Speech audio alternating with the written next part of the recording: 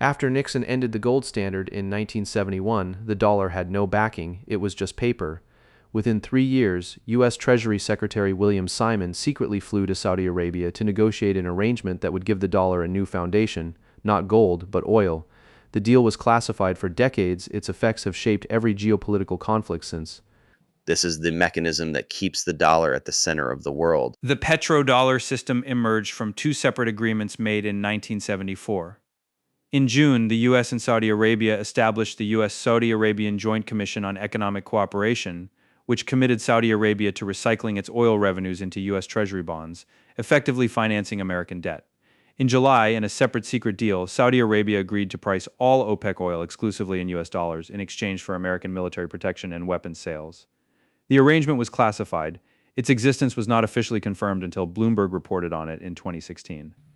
The consequence was elegant and total. Oil is the foundation of industrial civilization. Every country, every manufacturing economy, every agricultural economy, every military runs on oil.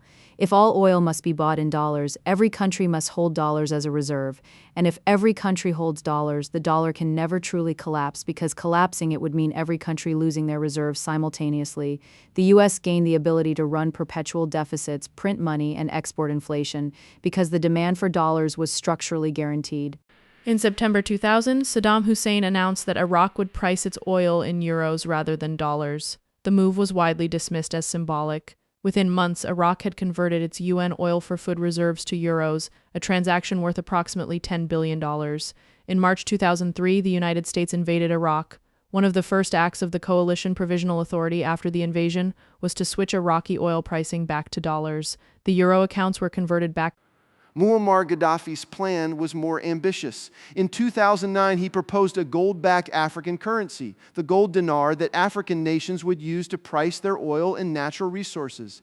He had significant gold reserves. Several African leaders expressed support. In March 2011, NATO began bombing Libya. A French intelligence document later obtained by journalists noted that the gold dinar plan was listed as a primary reason for supporting Libyan rebels. Gaddafi was captured and killed in October 2011. The gold was never found. The threats to the petrodollar system today come from multiple directions. China has signed oil purchase agreements with Saudi Arabia, Russia, Iran, and Brazil denominated in yuan. Russia began pricing gas to China in rubles in 2022 after being cut off from SWIFT. Saudi Arabia has publicly signaled openness to accepting other currencies. The share of the dollar in global reserve holdings has declined from 71% in 2000 to approximately 58% in 2023. The system is not collapsing, but it is eroding. The significance of this is difficult to overstate. The petrodollar system has been the source of American financial privilege for 50 years.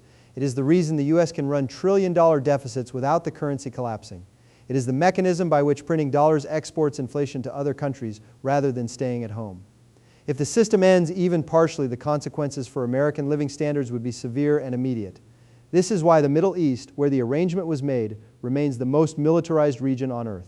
The deal was secret, the enforcement has been military, and the beneficiaries have been the United States Treasury, American banks, and anyone who holds dollars.